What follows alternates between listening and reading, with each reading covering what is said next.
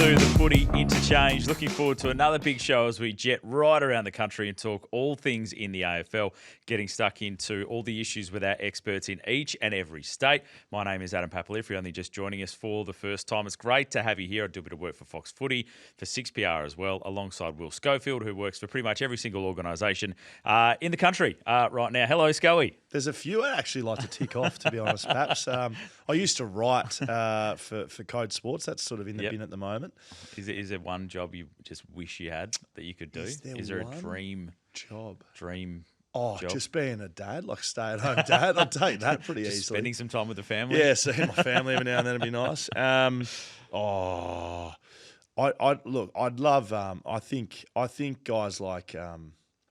This is going to make me sound like I'm hunting this, but like I think guys like, Eddie Maguire and Hutchie, Craig Hutchinson, and guys that have built things from the ground up and worked their ass off. And not saying I want to be that, but like I look at them and it's pretty inspirational to see sort of what they've built and what they've become. And I don't think that would make my life less busy though, doing something like that. But I mean that's something to aspire to, I think. Dude, you got a lot more serious there than I thought you were going to get. Well, I went dad first and I gave a serious answer. I like it. You're already on the steps with BackChat, becoming a multimedia global mogul. I can become your boss if you like. I don't really want to do that. You're currently my boss, and I'll leave it that way. We can switch roles. Great to have your company on the Footy Interchange. Plenty of footy chat to talk through. Sky, I wanted to throw up first. We're getting towards the end of the bye rounds. We've had a lot of feedback from our listeners on the different channels over the last little while. How are you feeling now that we're almost at the end of this little middle part of the season? I sort of sit, I think, maybe to the extremities a bit with this one. I don't mind the buys because I see what it gives us. It gives us more rounds of footy. If we condensed it all, we would have one less weekend of footy. It's the same as opening round. I love opening round, and I really don't have that much of an issue with the bye rounds either. So if it's more weekends of footy for me, I'm happy. I really don't want. If we got rid of opening round and condensed the bye round, so we got 2 less weekends of footy, I don't want that. Do you? Like, would you like that? I would like the buys over a shorter period of time. I think. Yeah. So you can still split them up, but so you get one less a week of footy though as a consequence. Yeah, I still think would like. My preference is probably either one whole weekend off and just move the season out a little bit. And we fill it with something in that middle period, whether it's state footy and state of origin that way. I mean, I'd love actual proper state of origin to fill that gap. The other way is just to do it over 2 weeks.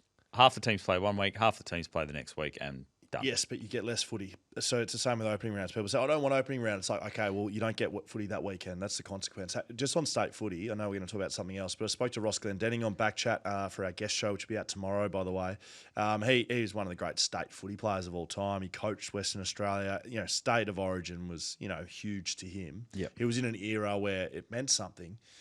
Speaking to him and sort of, speaking to someone who actually knows about it, because I just feel like when I talk about state of origin, I don't really know what it was. I agree with him, and I sort of made the point to him as well. You can't manipulate this stuff. Victoria versus Western Australia, you think there's a rivalry there anymore? I don't. There used to be because it was VFL versus the Waffle. Yep. And the VFL, although we still cop the hierarchy over at AFL House, there's not the, Ross Glendenning, a Waffle side wouldn't let him play in a Victorian competition for a year. He had to sit out of footy. That doesn't happen anymore. It's a national competition. I don't think you can manipulate the rivalry. Just the same as the Derby, I think, has lost a lot of its spite now, and I don't think you can manipulate that either. That's why I don't think, I'm back off state of origin. Now that we're probably going to get it, I'm off it. Off it already. It hasn't even been 100%. Well, because I've spoken to someone who actually knows about it, mate, and Ross Glendenning was just like, well, it's just going to be another token All-Stars game. I think the preseason one will be. And as much as we will be excited to see WA and Victoria and have that concept, and they'll still get a great crowd for it. Yes. It'll still be, a bit tokenistic to start with, but it's got to start somewhere.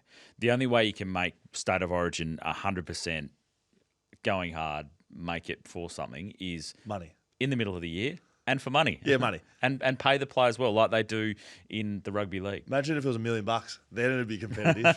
No, seriously. Imagine, Well, if that's what it takes, then why don't we do it? It shouldn't be that hard to get a sponsor for $1 million. I'm serious. Like, make it the bloody easy Ansett Australia Cup, right? the BackChat, the Wizard Cup, the BackChat Cup. yeah. Well, it has to be a big enough company. BackChat in 5 years, but you should be able to get $1 million and then just give it to everyone. And don't make $1 out of AFL. Put it to the players. Then you'll get a game. Then you'll get people like, this is for $1 million. So why can't we do that? We can. Yep. There you go. It's done. Well, everyone says the clubs won't do it because they don't want their players playing in it and the risk of injury and all that type of thing. Yeah, I don't know. So for State of Origin to work, I think as an actual fair dinkum concept, has to be in the middle of the year when everyone is up and going, rather than it being a glorified pre-season game where everyone's just getting some minutes in the legs and getting ready and building up to the season, and it just replaces one of their pre-season matches that they would play with their club. I've hijacked your other point, and we know Tom Rockliff gets a bit grumpy if we don't get him on time. So I want to do your other point. It's good. Let's just briefly touch on it. The other point being Waverley is now in the hands of the AFL. It's just been sold back to the AFL. A question we get coming up on the podcast a lot is, do the clubs outside of Victoria need a home base in Melbourne that they go to every single time they're there? And is Waverley now the ideal place to do that? They've said that they're going to be doing it as a talent pathways program base, community footy base, and umpire development and programs base. But should this also be, now they've got the Oval, the ability to make it an interstate hub for those clubs that travel to Melbourne? As someone who played every game of my AFL career for a club that travelled the most out of anyone, Fremantle as well, as someone who spent long times away from home, every second week on the road, a lot of those in Melbourne, a resounding no from me. It would be a waste of money. What would you gain, mate? The clubs already have access to ovals. Now, it's not the MCG, but you don't get to train on the MCG anyway. And so the playing, the track, you're doing a captain's run. You're not doing any training. You're not going over there. Now, would it mean that clubs would then go over there and stay for a week or maybe 2 weeks and play 3 games over there? Maybe. But again, mate, I think COVID taught us, I already had the view before COVID, you don't need a facility. You're not that big of a deal that you need a physio room. That's just a board meeting room in a hotel. You don't need ice bins. Get some bins with some ice in it. That's what we've done for 15, 20 years. Having a $50,000 recovery room isn't going to make it better for clubs. You can still do recovery if you switch your mindset. I think it would be a waste of money. I like the things that they've talked about. I think that if you can make it into an umpiring hub, that would be money well spent, given the inconsistencies in that realm at the moment. So nothing to be gained from having a familiar space you go back to every time you go to Melbourne? No, I think that's excuse areas, and I don't think it would really solve anything. You're still travelling, and I don't think the familiarity in you have familiarity. You stay in the same hotel, you train at the same. Like we used to train at Wesley every week. So, no. It's a note from me, Paps. All right, we've shut down State of Origin. We've shut down. We brought it back, though. We brought it back and then shut it down. We shut down the Interstate training base. Scully's on fire early in this one. We're going to crack right into it, though, because we're going to head to Queensland next. And the Gold Coast Suns, there's a few headaches for them right now. The Footy Interchange will straight to sunny Queensland and check in with Tom Rockliff, of course, from Rockliff Finance for all your finance needs. 200 gamer in the AFL, great part of this podcast.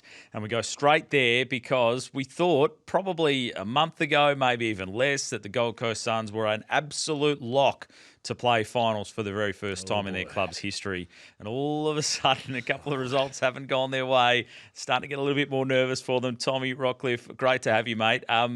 Should they be nervous right now? What's your read on the state of play? Not quite yet, but I think potentially after this week, if the Demons get hold of them, which they did late last year, I think round 23 last year, Melbourne came up to the Gold Coast and beat them by 9 goals and gave them a good old-fashioned footy lesson. So if that happens to them again, they should be very nervous. The thing in their favour at the moment is they've still got those 2 games up their sleeves. So if they were to win both of them, they'd effectively be third or fourth on the ladder, but as they find themselves at the moment with the unique scenario that happened at the start of the season, they're outside the top 8 at the moment. So a few restless nights, no doubt, for Dimmer, but their best footy again on the weekend was outstanding. In the first 5 minutes against GWS, they nearly put 5 goals on them, and it was like Gold Coast by how far, and they're the real deal. But again, they just haven't quite matured enough to be able to hold on to those leads and take the game away from an opposition. So, yeah, it's a bit of a watch this space. Not panic button yet, but, yeah, pending on this weekend, if the Demons get hold of them, then we'll be definitely pressing it. Oh, mate, if Melbourne beat Gold Coast, just pack it up. Just see you later. Like the elephant in the room that no one, I haven't heard many people talk about it. This Gold Coast Essendon game at the end of the year is just going to be one of the biggest farces of all time. You're either going to get Gold Coast improving for the rest of the year and they're going to have nothing to gain, so no one will be playing. Damien Harvey could be playing forward pocket. Or what's looking like happening here, they're going to need to win to make finals, and they're going to play an Essendon side who has nothing to gain, who may have Matty Lloyd come back out of retirement to play for him. and Gold Coast is just going to roll into an easy 4 points. I just think it's just a fast to the schedule what's sitting there and happening right now. Do you agree? Yeah, I certainly do. Like, there's 5, even the scheduling, there's 5 weeks of bye rounds, which is far too many for me anyway. You can't tell me that the AFL couldn't have shifted things around and had it at some point now, so we've got clarity on it. To have them 2 games behind other teams in the competition, it's farcical, and yeah, no clearer picture, but the Gold Coast need to win this one. Yeah, Matty Reilly, he's been in the action. It's not for eating grass pre-game. It's looking like he's recommitted to the footy club, and Luke Beveridge wasn't overly happy about that, I don't think, at his presser either.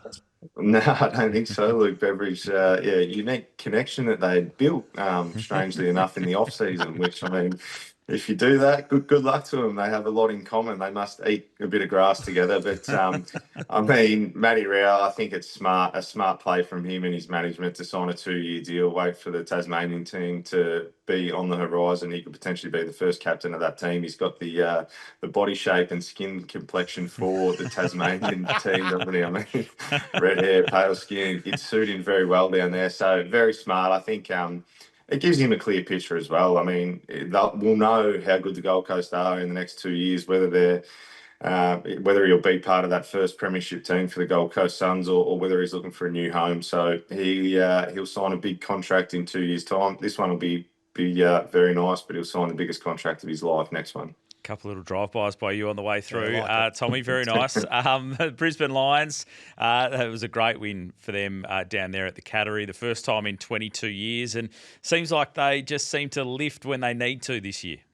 Yeah, they're certainly getting up for big games, aren't they? They did it last year throughout the finals series, and we've seen it all come together in that grand final. And it was a bit like that against Geelong on Friday night. They were outstanding. That was some of the best footy we've seen them play. And we know that the track record they've had to not win at that venue in over 22 years is a long time between drinks, and went down there like a professional outfit and executed perfectly and smashed Geelong on their home deck, which not many teams can do. And we were sitting here talking about how good Geelong were going, sitting second on the ladder. So Brisbane, again, they find a way to get up for these big games, and that's all the motivation that they need at the moment.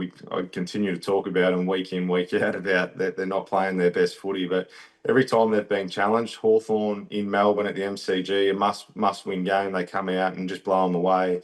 Same again on the weekend against Geelong. So they go into their bye. It's a good turnaround that they certainly wouldn't have wanted to go into that off the back of 3 losses against the Crows, the Giants, and then potentially Geelong. So they'll be very happy with where they sit now, sitting comfortably second on the ladder, and they could find their way to a very easy grand final again if they can secure that top 2 spot, home qualifying, home prelim, off to the big dance. I actually haven't told you this, mate. We've been clipping up every time you say someone should be dropped from Brisbane and sending it to Brisbane, because I think there's a good correlation between you calling for the Axe and them absolutely braining another good side. Can you, like, every time?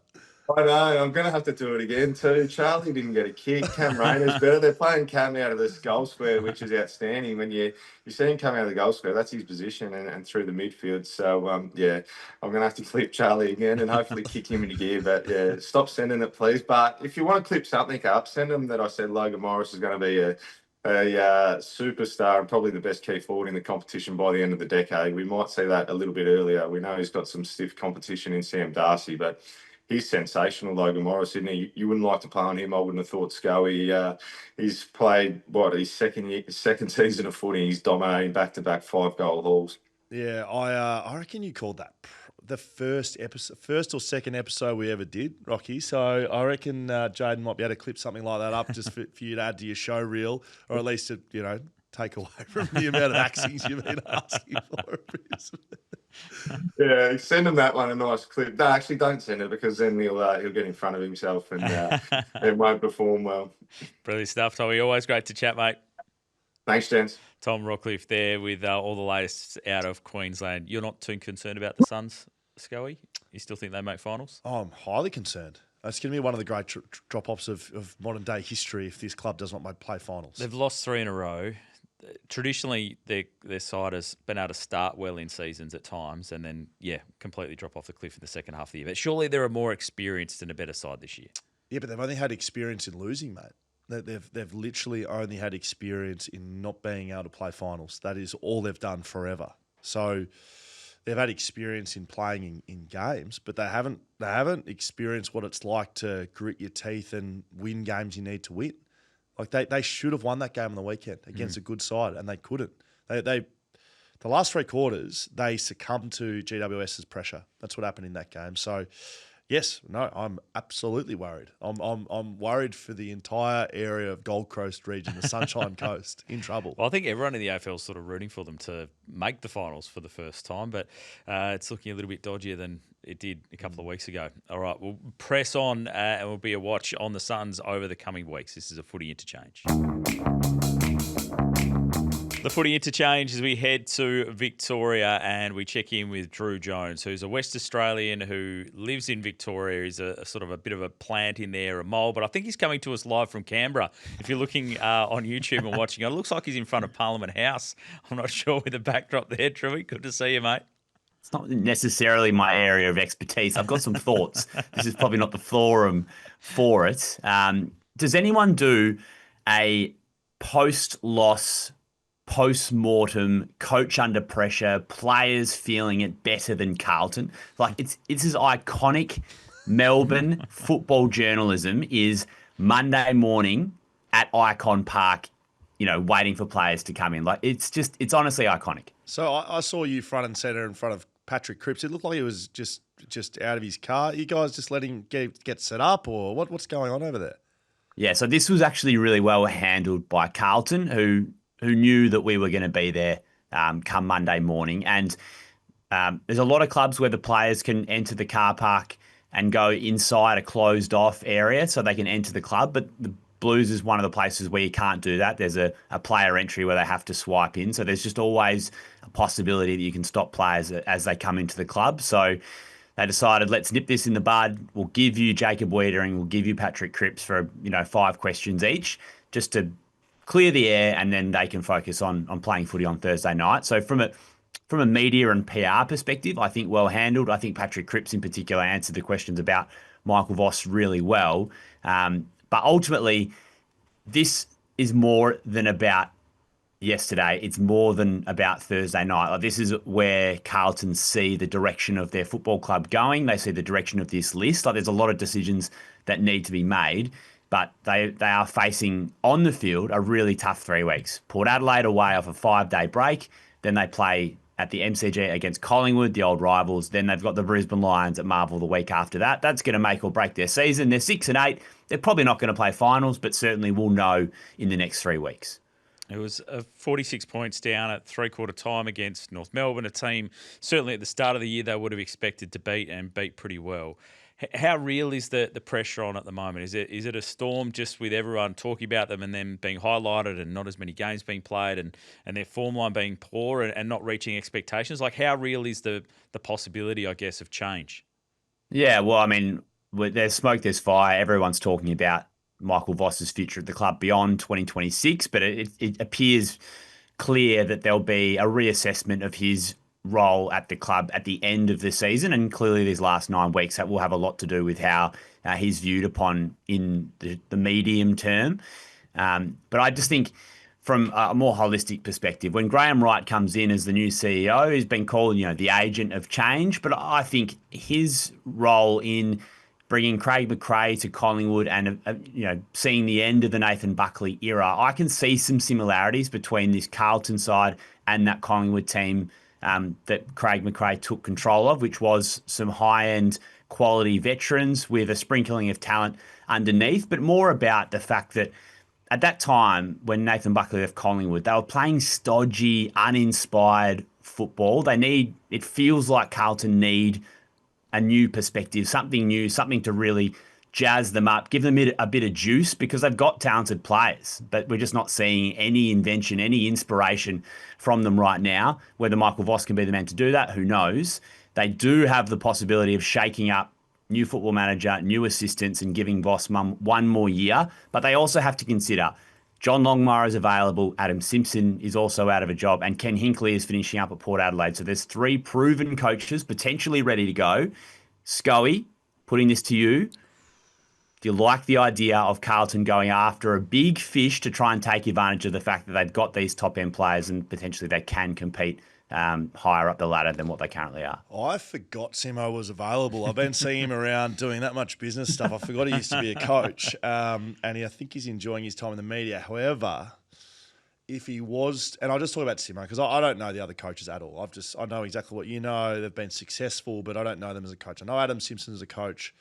I know when he came in at West Coast, we had very good. We had a very good core of talent and players, and it spent a long time working on our core values. And he brought a game plan that we executed as players that turned us around, and we needed Adam Simpson. So he's been in that position where a game plan's required to be changed. Is he the guy for the job? Maybe. I think Carlton would be someone that would interest him. So who knows? That's a beating around the bush answer for you there, Drew. And so I just want to put this to you guys as well. Hang on. We're asking you the questions. Come again. So this is a bit left field for me, but I just want to throw it out there. So Carlton, in an ideal world, would love to keep Tom De Koning, and he has said to the club, if you can match the dollars or get close to what St Kilda are offering, I'm happy to stay. Now, Patrick Cripps has long been talked about as someone who conceivably could come home to WA. I believe that Adam Simpson at one stage met with Patrick Cripps about coming back to West Coast. Large salary, which West Coast could absolutely cover, would be a perfect cultural fit at West Coast, who need leaders. They need someone to bring through this next generation.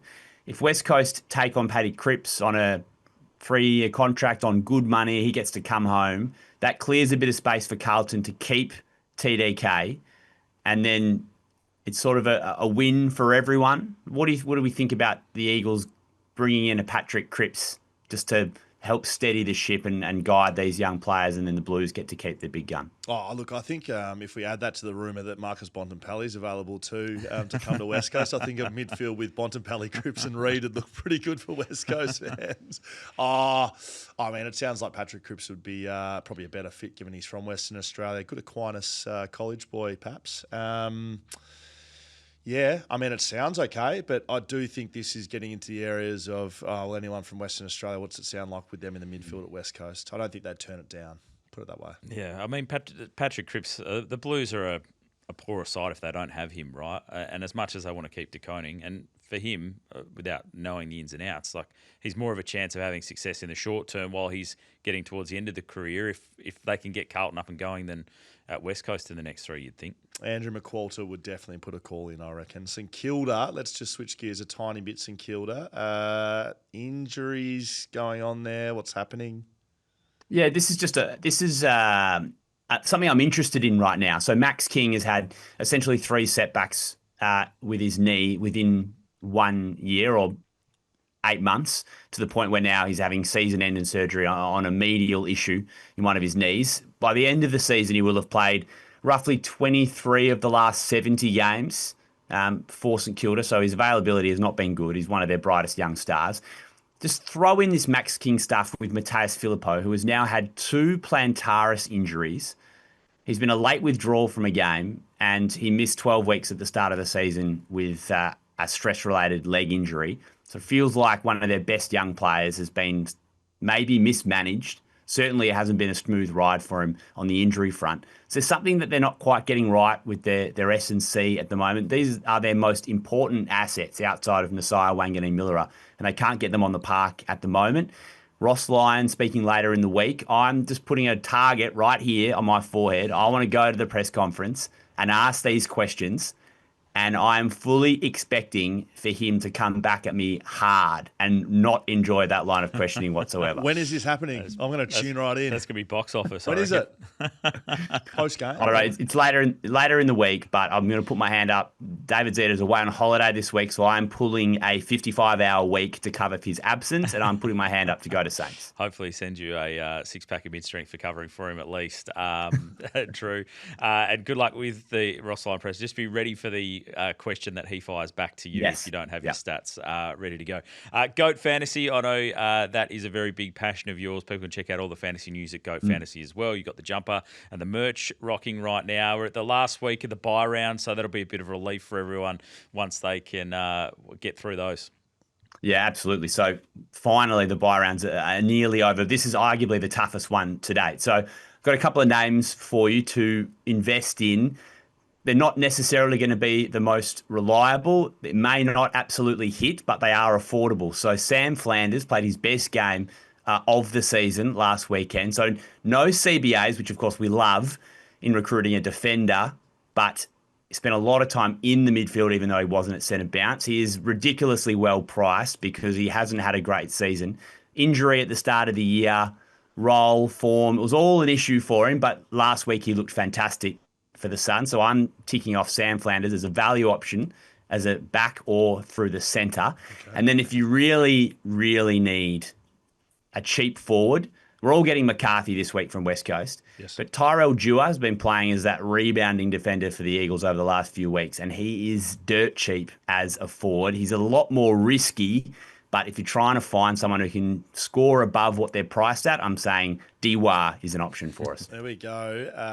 That is his nickname, by the way. It is Dewar, but Dewar. I think some people get, and I know you haven't, Drew, but like Adam Simpson was confused with what his name was because everyone calls him Dewar. It's Dewar. I'm bringing in Ned Flanders. Absolutely, he's in.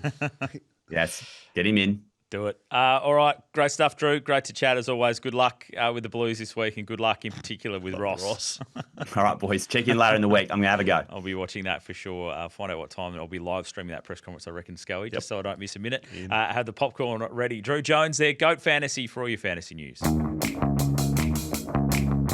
The Footy Interchange as we look at everything out of Western Australia with Eliza Reilly from Code Sports who joins us right now. Eliza, great to chat to you as always. The best newsbreaker in the business over here in the West. And we look at Fremantle first. Of course, they've put together a great run of form, 5 wins in a row up against the Saints this week. But the big question mark, which it has been through much of the season, has been Sean Darcy and Luke Jackson. Do they play in the same team this week?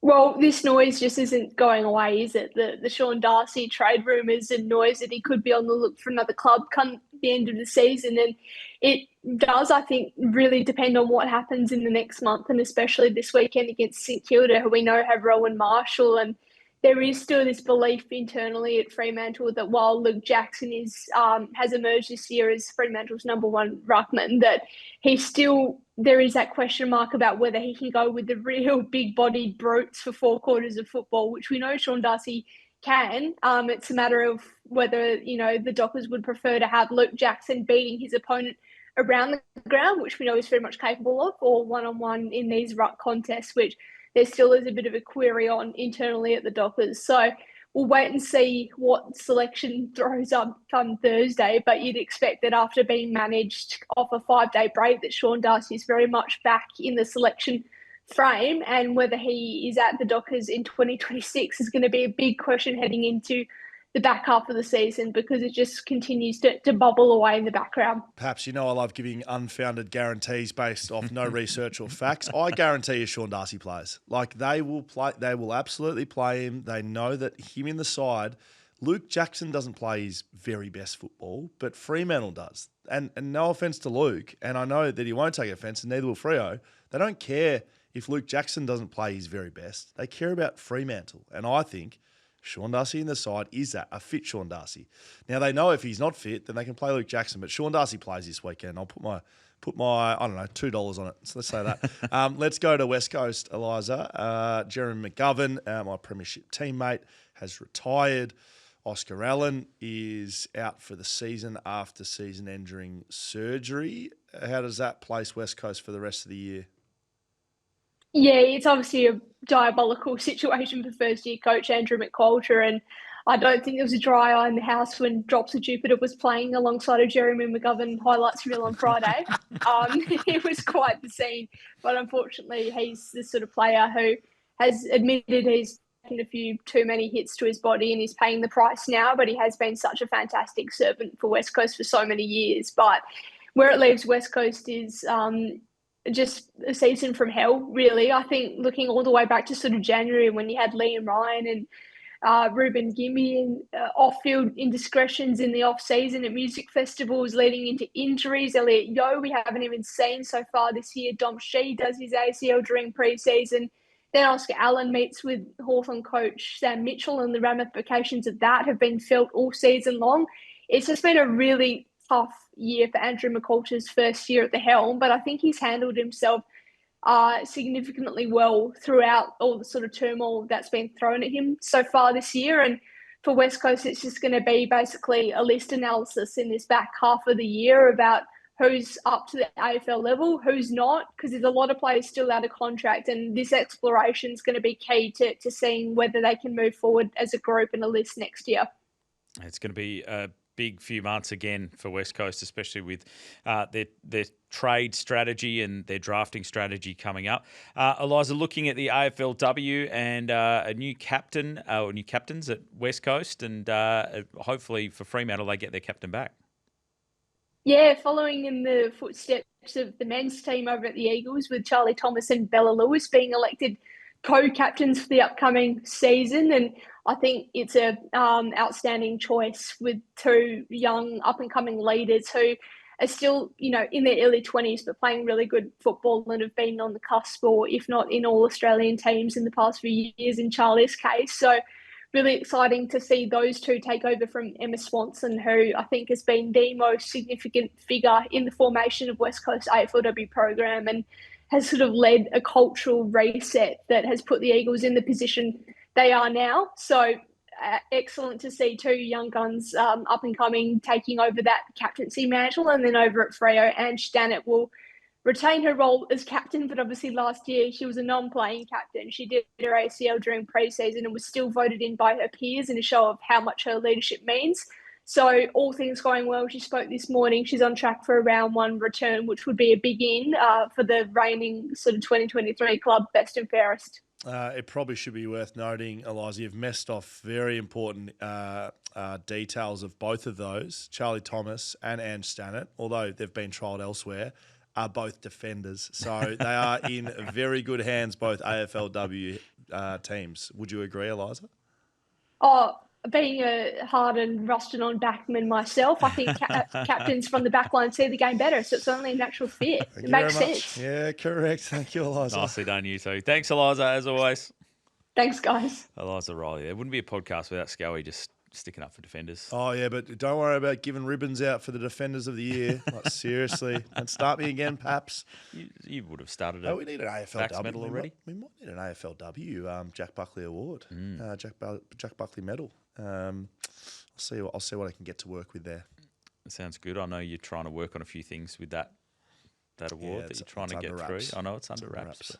There's a few defenders in the AFLW it might actually work well with. We'll talk about that in the coming weeks. That was Eliza Reilly there with the latest out of the West. The Footy Interchange as we head to New South Wales to talk all things Sydney Swans and GWS. And this is where we catch up with Cal Sinclair, of course. And he's joined us from various locations over recent weeks, most notable being from a bus on his way from the Perth airport a couple of weeks ago. This week, though, we're having some issues with the technology, Scully. Issues in inverted commas. I call that Sinkers is in bed and he's turned his camera off. Sinkers, where are you? Guys, there are significant IT issues at my place of employment. ASX listed company, haven't paid a Wi-Fi bill. So there's always a story with me, guys, every week. But hey, the Swans are back in town. I don't know if you guys saw this, but back on the train. They certainly are. It's like the voice of God just coming through That's great. I love from it. the blank screen. It's good to have you with us, Cal. Yes, the Sydney Swans, let us know. Do you think they've turned the corner? Are they still a chance of resurrecting this season? Don't know if they've turned the corner, but they've given it, I guess, they're having a little peek around it, that's for sure. They're just within arm's length. They're probably, a couple of games out of the 8. I think they played, they just play a lot better when, I guess, Tom Papley's in the team. Isaac Heaney was clearly the best player on the ground. They just seem to be gelling a lot better. I actually think the bigger ground kind of suits them than what it actually does at the SCG and the way they actually play. But I think what's interesting, Dan Cox made some big selection calls over the last couple of weeks, and maybe those statement calls made a difference. Mate, is there anyone you think they should be targeting? I know that Lloydie found his way out of the side. Ollie Florent, I think, was left out as well. So do you think they'll be looking to bring people in at trade time? They're always pretty active. They have to be pretty active, but I think what clubs generally do, and whether or not they're calculated or strategic or not, they need to find players with particular currency. Now, I don't know if Jake's got currency at the end of the year given his age, but Ollie Florent seems to be that guy that unfortunately isn't getting a game. I think he's been left out of the team since around round 11, round 12. He's just not been able to get back in. He's probably that one player who's the right age bracket that could potentially, some currency to go into trade period. But in terms of what they need, I think they need some stability in the key forward ranks at the moment. Dane Ramp is probably on his last leg, so it'll be interesting to see if they can find someone as a hybrid kind of medium tall down back. We are chatting with Cal Sinclair. For those watching on YouTube, we can't see him today, but we'll find the nicest possible photo we can, Cal, and put it up in between as well. I have no doubt you will. Because it's there right now, and it's terrific. Yeah. Let's switch across to the Giants. What are your focuses for them across the bye? Mate, they are, I guess, having a really, really good run since probably a real poor month they had, I guess, before the Brisbane game. But to notch up 2 wins against the 2 Queensland mobs that are they're in terrific form, probably speaks volumes. The one concern that I've got with the Giants at the moment, and I think I've mentioned this a few times, is just their depth in the midfield group. You look at the statistics on the weekend against the Gold Coast, they only had 3 players in the top 12 possession getters on the ground. That was Lockie Ash, top with 33 disposals, Tom Green with 31, who's a star, and Finn Callahan, once again, who's 28 with 28 disposals. So they've got absolute superstars in there, particularly in Callahan and Green, but it just falls away. So I think over the break, they need to have a look about what depth they could potentially inject for the back half of the season. But I think the bye's come at a really, really good time for them. You know, it's that 3/4 of the way through the year. They'll get a really good freshen up, and their run home's not too bad. So I'll be looking for the Giants to, I guess, I think both New South Wales teams, to be honest, heading into September, if they're healthy enough, you might not want to play them. You think Sydney have a chance to be featuring in September? I probably didn't think that a couple of weeks ago, if I'm being honest. But I just think if they do a good performance this week against the Bulldogs, which is not going to be easy, considering I guess how informed they are at the moment. But they're only a couple of games out. Stranger things have happened. I wouldn't say they've turned the corner. They've just poked their heads around for a little peek. Be interesting to watch, Cal. Back to bed for you. We'll get you to fix that camera, and we'll chat to you next week, mate. Thanks very much. Don't tell the employer I'm on annual leave. He's at the beach somewhere, I reckon. Cal Sinclair there with all the latest out of New South Wales. Before we go anywhere, you know those social media things where the guy's like downhill skiing with a green screen behind him? That is Sinkers, like genuinely. Can we mock that up, please? Yes. All right, leave it to us. He's working beautifully. This is the Footy Interchange. The Footy Interchange as we head to South Australia and check in with Sim Thomas Wilson from the Adelaide Advertiser and from Code Sports as well. Port Adelaide have been a big discussion point the whole way through the season, Sim. It was a bad one for them on the weekend, yet another little step back in this season. Hey guys, yeah, probably a huge step back actually. It came in, season had kind of got a bit of a pulse after 2 wins in a row, and then first quarter against Sydney, they should have been 50 points down after that first quarter. They were so bad, just didn't come out. at all. So it was almost an elimination final for Sydney. I think they treated it like that, and Port just didn't perform one bit. I think Ken Hinkley said after the game, it was lucky to be 19 points down by the end of full time. So yeah, they're now Thursday night against Carlton, which normally would be a pretty big game, but I think it's going to be one that could be a bit of a low quality game at this stage. But it's a massive game for Port Adelaide. It's almost, the season's pretty much dead, but there's a tiny, if they lose to Carlton, their season's pretty much over, isn't it? Yeah, I would think so. Genuine stinker for Thursday night footy, to be honest. I don't know how much interest in it. I guess the only thing you could look at, maybe Ken coaching against his next side. I don't know, maybe. Jack Lukosius, can he save the forward line? Is he going to kind of live up, not to, I don't think hype, but at least the trade value that he came in at? Yeah, he's in good news for them. Jack Lukosius is going to play for the Magpies in the SANFL on Saturday. So he's only played a game and maybe 2 minutes because he cracked his kneecap or something, and then had a back injury recently in the last couple of weeks. So yeah, he's going to play. I mean, it's been Miss Georgialis a bust really for Port Adelaide's forward line this year. He's the most targeted to play inside 50. He's had a really good year, but he's just had nobody actually in terms of tall forwards actually helping him out at the moment. So yeah, hopefully for Port, Lukosius can come back and actually show why they went for him so hard in the off season. And to switch across to the Crows, as we look at them, obviously feeling refreshed and ready to go. They take on the Tigers on Sunday. What's sort of been the discussion around Adelaide and what their focus is in this back half of the season? Yeah, well, I think there's kind of a acknowledgement that they probably dropped that game against Hawthorn, and a bit of talk around whether the three talls of Taylor Walker, Reilly Thilthorpe and Darcy Fogarty, how this is going to work in the second half of the season when, it's now wetter, ground ball games are becoming a lot more important. Against Hawthorn, they hit 7 points between them or something like that. So just how's that going to work, especially with Dan Curtin playing as a wing and a forward as well. He's actually been in ripping form, Dan Curtin, of late. So yeah, I think that's going to be a bit of a watch to see how this works. Against Richmond, they should probably feast, but against the really good sides in the back half of the year, is this going to be a strength or a weakness, or a bit of a weakness for the Crows? It's going to be a massive watch for Adelaide right there in the top four and hoping to lock in that spot in the second half of the season. Sim, great to chat as always. Thanks, guys. Brilliant stuff. Sim Thomas-Wilson there with the latest out of the South Australia. The Port Adelaide Carlton game, Scully, Thursday night footy.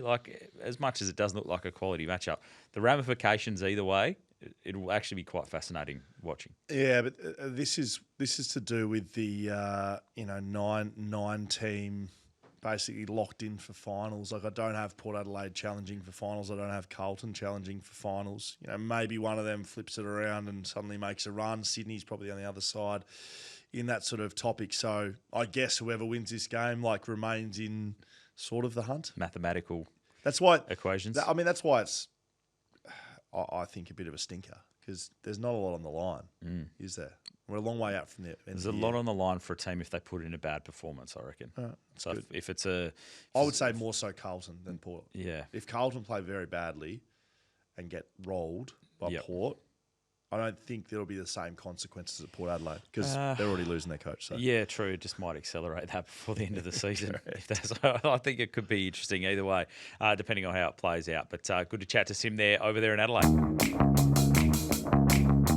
Footy Interchange injury update thanks to Frontrunner Physiotherapy in Osborne Park. Steve Gravina, former physio in the AFL, joins us each and every week to talk through the injury. Steve, great to chat to you. The Oscar Allen analysis you gave us last week went crazy with actually explaining it simply for people, which was brilliant. Until he bloody went and got his knee done. Well, true, and then after that as well. But the calf issue anyway, we kind of probably knew he was going to get put in cotton wool for the rest of the year. The injury I want to talk to you about this week. So Jacob Weitering, we were calling that game on the weekend. I thought he was done for the year. The way he went down on that ankle, it looked horrible. And then next minute he's back up and firing and plays out the game and plays well. Yeah, it's amazing how quickly it can turn around. So ankle injuries, when you sprain an ankle and damage the ligaments, it can be really painful. I'm sure Scully's had a couple over the years. When it happens, it feels like the world's ending and you can't put any weight on it. And you could obviously see he was needing assistance getting off the ground. But then, the power of modern medicine. So the doctor would have had a good look and made sure there was no genuine structural damage, like a fracture or a big joint trauma, which would, put him at high risk of further injury if he went back out there. And so once you exclude that, no doubt they would have injected him with some local anaesthetic, which would take the pain away and allow him to function.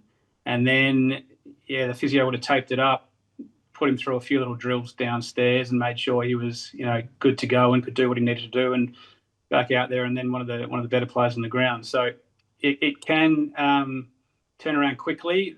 The interesting part of it, though, playing for 3 quarters on an increasingly swollen ankle that he can't feel, really makes it a tough week for him this week to get up. So he would have had a scan Monday probably to exclude any of that other trauma, and then it becomes a race against the clock to get the swelling down, get function back, and try to get up. But it's not always easy. Sometimes the reward of playing in that game and impacting means you might miss 1 or 2 down the track. Can confirm that the week ahead for Jacob Weitering is a stinker. It's hot, cold. It's bloody getting massage on torn ligaments. It sucks, but can also confirm that local anaesthetic means you can't feel your ankle, so he would have been fine. Charlie Comben, I think this is a really interesting one. We spoke about him a couple of weeks ago with the scapular fracture. He played on the weekend. I didn't see this game. I didn't realise he played. That's outrageous.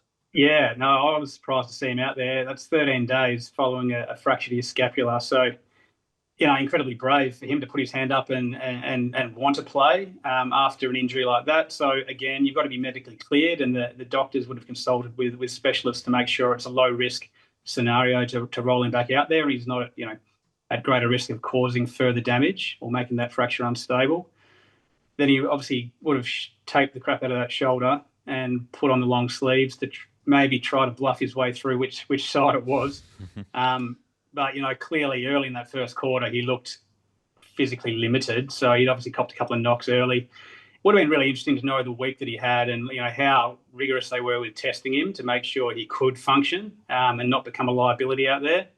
But somehow he found a way and, with one arm seemed to impact on that game really well. And I think, he was involved in one of the match-saving impacts at the back end in a contest. So well done for getting through it. Hopefully he's got 2 functional arms next week and doesn't get exposed. But, yeah, it's a risk to bring a guy back that quickly, but obviously it paid off. Can I just quickly ask, would you pad that, Stevie? I remember we used to spend time with boiling water and bloody not fix them all, but big layers of plastic on different things, or can you local anaesthetic that? Like, how would you actually get it through? Both, yeah. Right. So you could potentially, put a bit of local around the soft tissues in that area. You're not really putting local into a bone, but if he had, surrounding tissue sensitivity, they could do something with an injection. But the padding can work really well. It doesn't take a lot of the force away from it, but it can just dull it down a little bit, and the tape just makes you feel a bit more secure. So, yeah, he would have had everything wrapped up and probably will again this week and for the next couple. Yeah, really interesting insight into what the players put themselves through just to get through another game of footy. Adam Treloar's the last one I wanted to chat about, another soft tissue injury with him. He's had so many across the journey. They must be scratching their head thinking, like, what do we do from here to be able to get him through, consecutive weeks of games? Yeah, especially now where we're turning towards the business end and, one more injury, this one they're talking that's going to take an extended period, but one more injury means the season's done and, potentially missing a finals campaign. So he's missed such a big chunk of the year. All the preseason was wiped out with the initial calf. Then he had a repeat episode and now it's gone again. So, all base level fitness is out the window and the tissue is just not standing up to the rigours of footy. So, they'll consult all sorts of specialists around what could be done and whether any other interventions are possible if there is anything else going on in the area, or whether there's a component neurologically from his back that might be playing a role. Once they get into intervention plans sort of mapped out and a rehab plan mapped out, they're going to have to be really careful to make sure he hits all his markers and doesn't rush himself back, because this is the kind of thing which, it can recur at training, let alone in a game. And so any misstep will mean the season's done. So they'll have to be really slow in the first couple of weeks and go really hard in the gym with his strength work and fitness work around outside of running. But then that return to running and return to playing training block is going to be really critical to make sure he ticks everything off. And yeah, whether you bring him back with a couple of VFL games or bring him back as a sub, which a few clubs have done successfully, nursing him through this and really understanding if there's going to be a week off leading into finals, how the timing's going to work with everything around that build. You need that sort of long-term lens to make sure that you get this one right. All right, we hope that he can get back and play some consistent footy again. Steve, as always, mate, thanks very much for your time. Thanks, guys. Steve Gravina there with the injury update. Thanks to Frontrunner Physiotherapy in Osborne Park. Well, this has been the Footy Interchange. Been great to have your company as always. As always, you can make comments on the YouTube clips and drop them in there if you've got a question for us. We'll roll them into the People's Podcast, the Footy Interchange Exchange, each and every week. Will Schofield, your voice is just about gone on us, so we'll just about finish up. Well, I'm back, I think. I've got a nice little tea that I keep with me. But yes, it is going. I can feel it. I think a pretty good show today. Just an interesting situation we find ourselves with the season, I think, with the 9 teams remaining, really. Can I ask you to finish us? Out of the 9 that we think are competing, who misses the 8?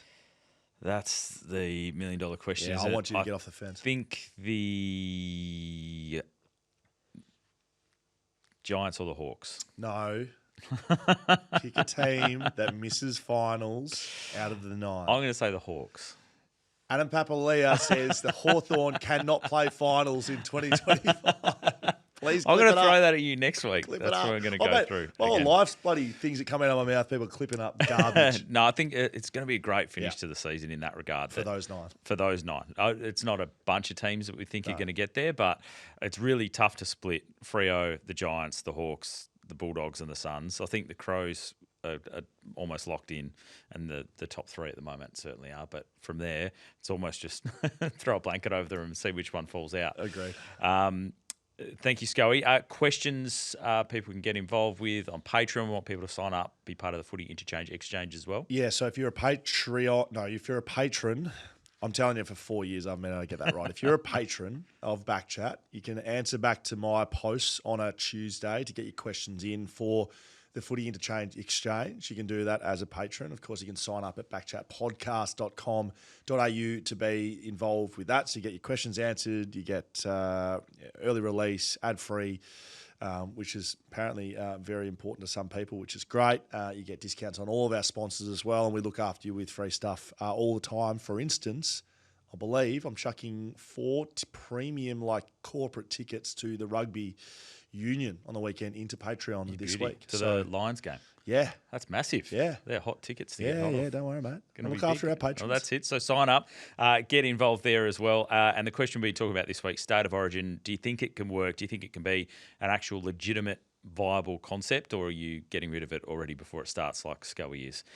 Thanks for your company, Scully. Good work. We're working together on 6PR on Friday night footy this week, and on Sunday as well for Fox Footy with Freo and St Kilda. Are we doing that Sunday? We are doing that Sunday. Well, I'm doing Saturday night. You're not working? I'm not working Saturday night. I'm working Saturday day. So busy weekend ahead. Tune in. We'd love to have your company on 6PR on a Friday night as well. We have plenty of fun on that call, and we'll see you next week on the Footy Interchange.